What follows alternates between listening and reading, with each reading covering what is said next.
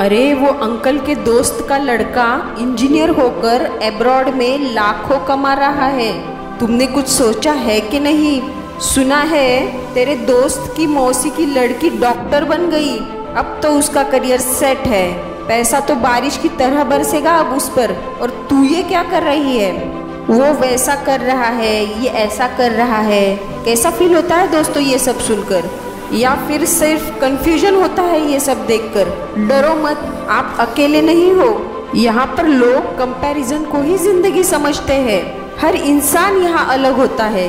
जहाँ दो लोगों के अंगूठे का प्रिंट भी सेम नहीं होता, वहाँ हम सब पूरे समाज को एक साँचे में ढालना चाहते हैं। और अगर अब बात करें करियर सिलेक्शन की, तो भाई यह बात 10th या 12th में आके सोचने वाली नहीं है।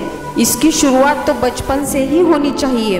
बचपन में बच्चों को बहुत सारी अलग अलग बातें ट्राई करने का मौका देना चाहिए। अलग अलग स्पोर्ट्स, विविध कलाएं, डिफरेंट कॉम्पिटिशन्स, डिफरेंट सब्जेक्ट्स। जितना हो सके बचपन में 15-16 साल की उम्र तक एक्सपोजर मिलना चाहिए। जरूरी नहीं कि वे सब एक्सपर्ट बन जाए या फिर सभी चीजें कंप्लीट कर ले, लेकिन इन सब चीजों से बच्चों को और घर वालों को ये अंदाजा हो जाता है कि बच्चे का स्किल सेट क्या है, उसकी स्ट्रेंथ क्या है, वीकनेस क्या है और पसंद क्या है। इसके लिए बच्चों का और घर वालों का ऑब्जर्वेशन भी अच्छा होना चाहिए। लेकिन अभी भी कुछ बिगड़ा नहीं है। छोटे छोटे सेशंस में आप बहुत सारी बातें करके देख सकते हैं और अंदाजा ले सकते हैं कि आपको क्या पसंद है और आपका स्किल सेट क्या है। कोई और आपके लिए आपका करियर कैसे सिलेक्ट कर सकता है? आपकी समस्या का समाधान सिर्फ आपके पास है, दूसरों के पास तो सिर्फ सुझाव ही है।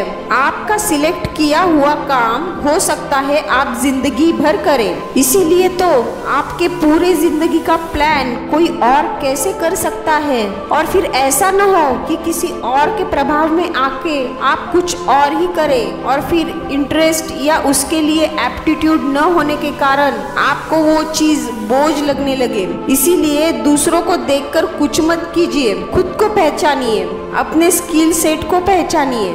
जोश में नहीं, होश में निर्णय लीजिए। जो करियर आप सिलेक्ट करें वो आपके इंटरेस्ट का हो या फिर आपका एप्टीट्यूड उस काम के लिए सूटेबल हो, ये तो आपको देखना ही चाहिए। जरूरी नहीं कि डॉक्टर, इंजीनियर या बड़ा नेम फेम वाला काम ही सबको करना चाहिए, लेकिन आप जो भी करें उसे बेस्ट करें, मेहनत से करें। उस काम की अंडरस्टैंडिंग जैसे जैसे बढ़ते जाएगी तो आप स्मार्ट वर्क तो अपने आप ही करने लगोगे।